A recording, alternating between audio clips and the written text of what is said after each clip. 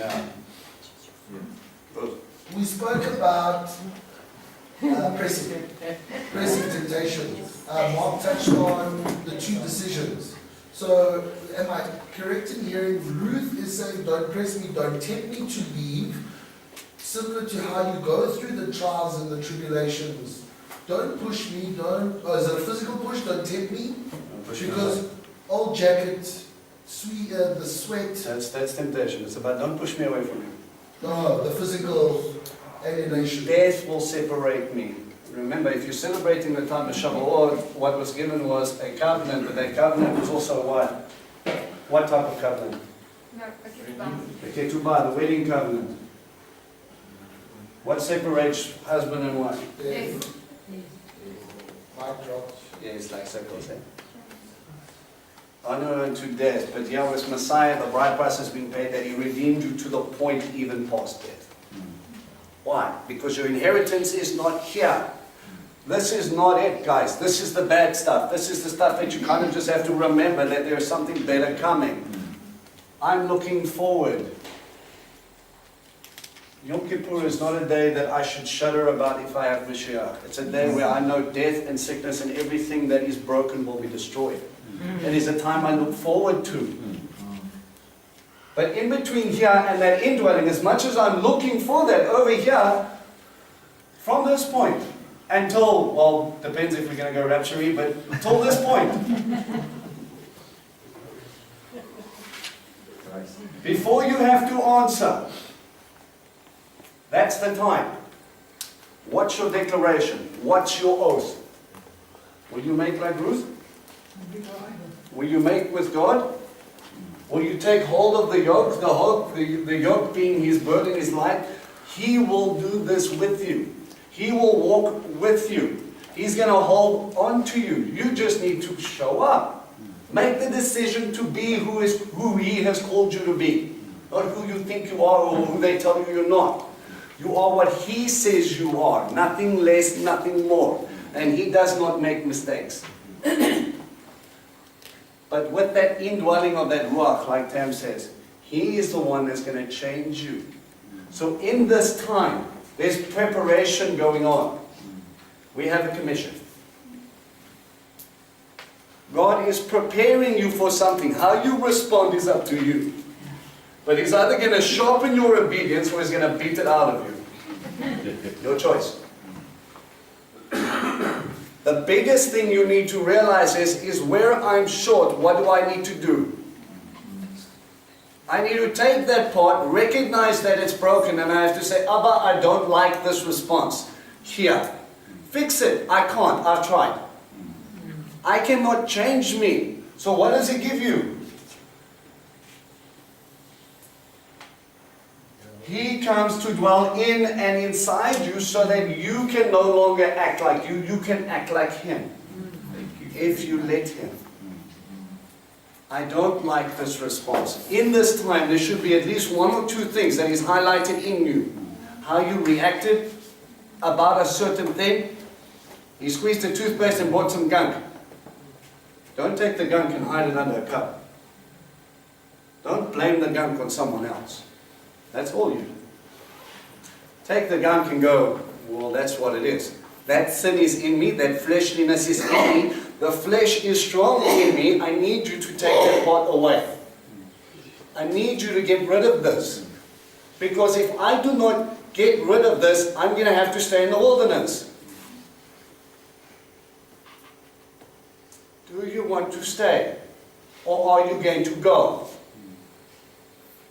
A Talmid was trained to become like his rabbi. And a shlichim is an emissary. An emissary means someone who is sent out. Listen to me, there's going to be a time when you guys are going to be sent out. This is the time of preparation. Stop pretending like you've got your entire life to understand this stuff. You don't. You need to get ready. There is going to be a point, and listen carefully, there is going to be a point when I am not going to be around to be able to give you the answer. It is not my job to give you the answer, it's my job to point you and show you about stuff so you can give someone who's praying for the answer, the answer. God is going to have to flow through you so that you can bring people to Him. I cannot, in my own self, redeem hundreds of thousands of people if I'm still here. But if He trains you and He sends you out, you can take what God has shown you and you can help Him redeem those back to Him. I cannot and I will not do this alone. Why? Because it needs to be glory to the Father. Amen. His plans, His purpose. You don't have the time. This is not a place of churchy face. Come and go and do what you need to do and then go and pretend and carry on with your life. Your life is not your life. That's why you're here. You said, I will go with you. Do not press me to leave you. Abba, I'm giving you everything I am. Why? So what does that mean? Okay, I'm going to train you because I've got an agenda. How do I get my people into the inheritance? How do I get them to understand any of this stuff? Well, He's giving you information. He's giving you knowledge. Hopefully His work is working inside you. And if He's beating you, glorify Him because He's still fixing you. And if He's still fixing you, that means He's still busy with you.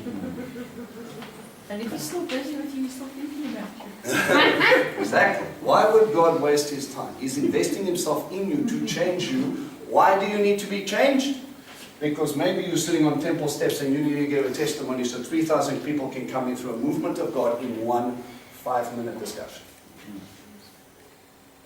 God can do more through you in 5 minutes than you can do in an entire lifetime. Yes. But you need to show up. You need to go through it. You need to take the time. You need to do the work. Ruth knew that she would have to go and glean. And it was her righteousness, her fruit, that showed her that she was going to follow. And she was going to provide not only for one person, but for two, that caught the eye of Boaz. It wasn't, wow, was that like a sticky in my field? Yeah, make sure you get it. What are you trying to say, man?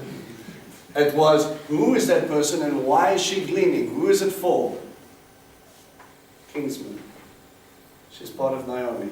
She's gathering for her. Where did she come from? From Moab. What? That's like a centurion servant praying at Mincha, asking God to do charitable acts and praying for his and petitioning for people. What the heck is he doing at 3 o'clock in the afternoon praying when an angel appears? That's temple sacrifice time. Where's your fruit? You say you change, you say you want it, but do you really? Are you going to give it? Are you going to leave to get to the mountain? And while you're at the mountain, are you going to wait for the revelation? When you receive it, when you're sitting at the mountain, are you going to say, you will be my God, I will be your people? Or are you going to say, you know, this is tough, this is not for me, I'm going to go back to my house?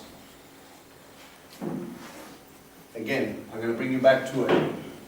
Your kingdom versus His kingdom. What are you building? Just a little encouragement. It's not as if feel overwhelming because you feel like there's so much still to do.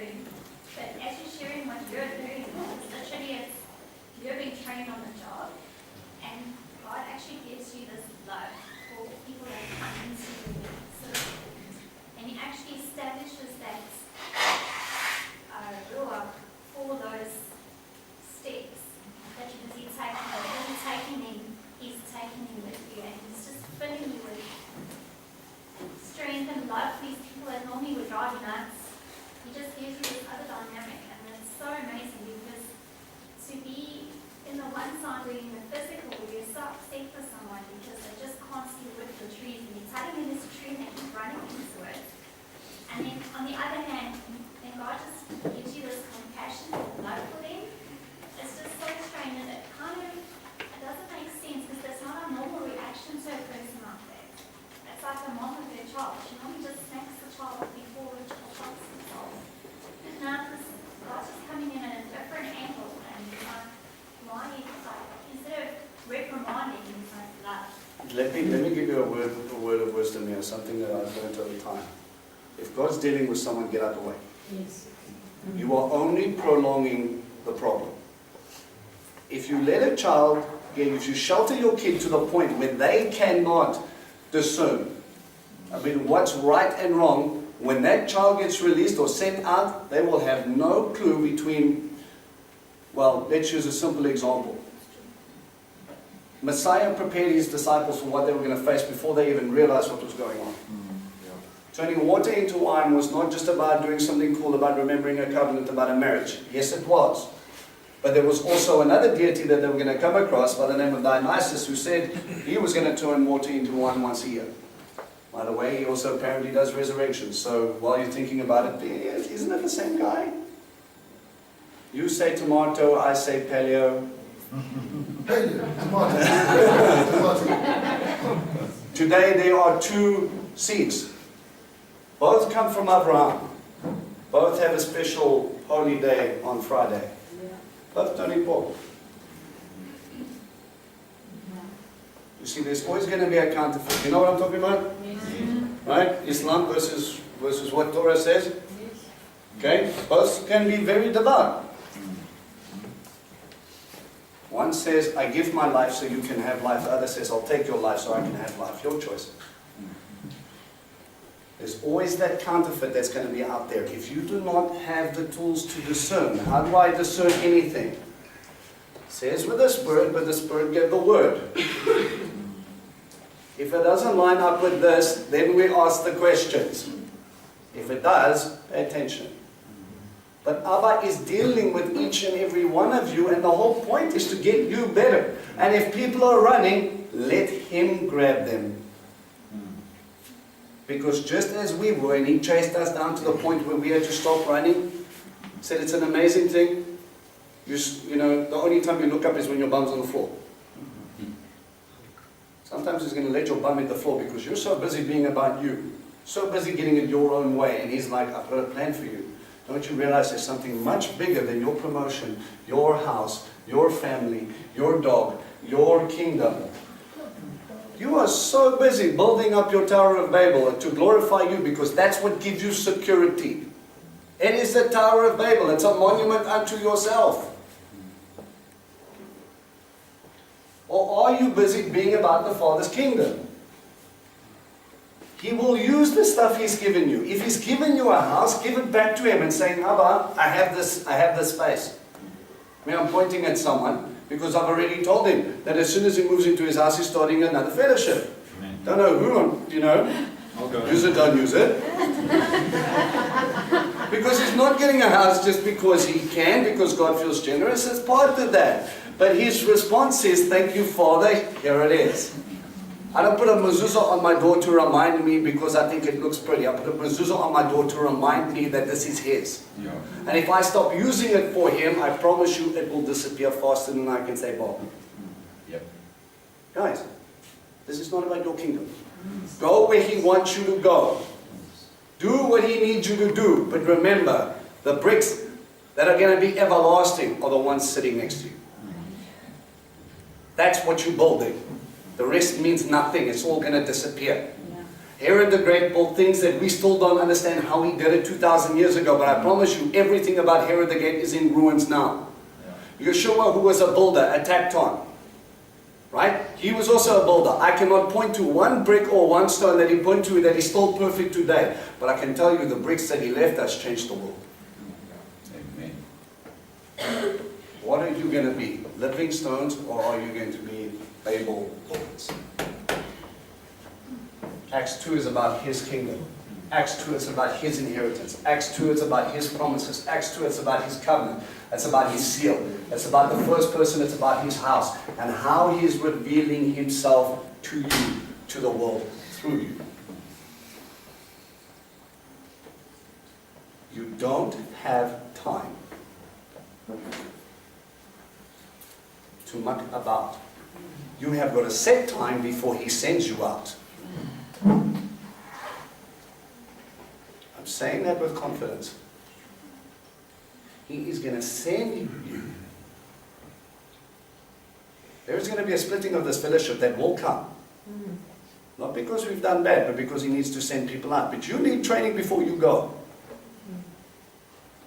Later there will be a regathering.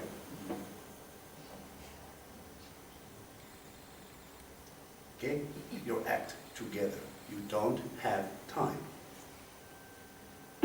You will either be used or you will be left behind.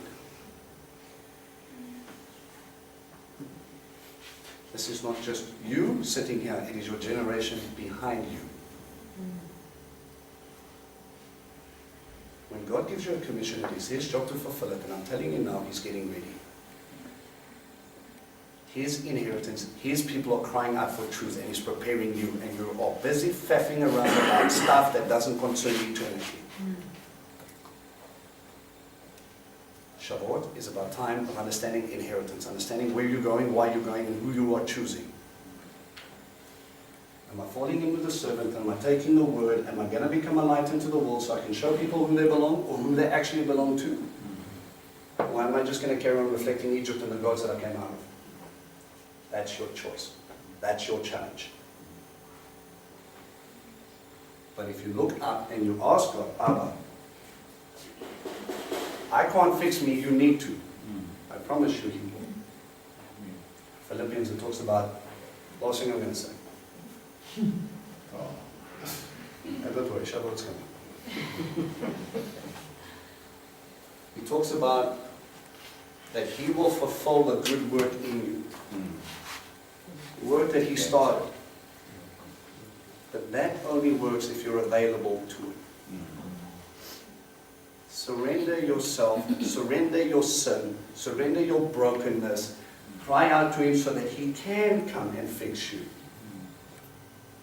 Or you can try and fix yourself and chase yourself around the mountain. God has been highlighting things in my life that I am not happy with. I am not happy with my response. I need Him to fix me. I need Him to get me ready. Why? Because after 10 years of walking with Him, I should not be falling short in the regions that I am. And I look to Him and I say, Abba, I don't like this response. You need to get this out of me. Let Him. Let Him work. But be aware that's your shortfall right now. So grow. Learn. And let Him put layer upon layer. Renew your mind. Continually renewing or infilling of the Ruach is going to change you more and more so you can fulfill that role of a kingdom of priests. When I look at you, when I hear you, I should see Him. Not doubt, not fear, not angst. If you're going to be angry for the right things. If you're going to mourn for the right things. Righteousness' sake. Not for you. It's not just about your comfort anymore. It's about your eternity right now. The bigger picture. I'm going to say one more thing.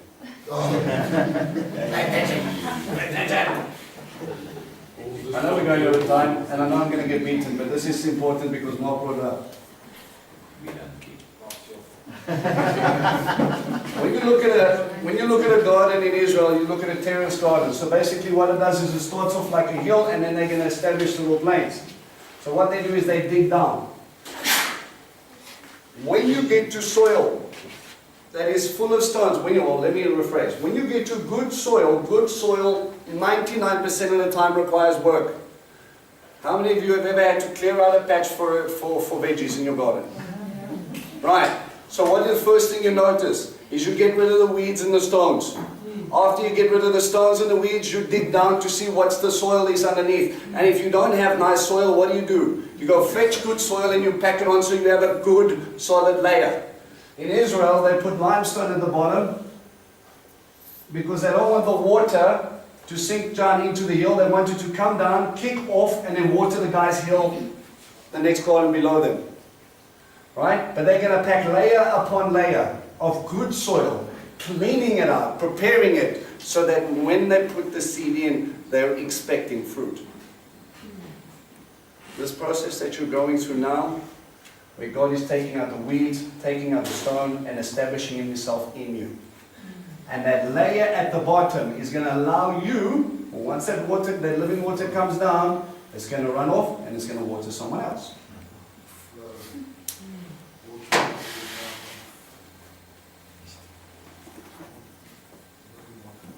light unto the world, planted by streams of living water.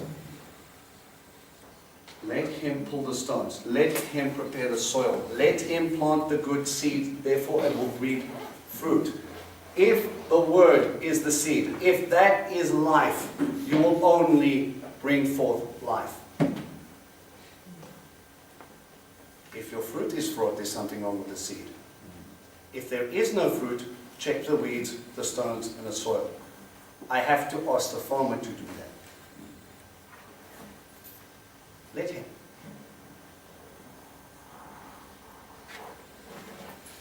Happy? Right. Eating / Shavuot. Great time is every time. I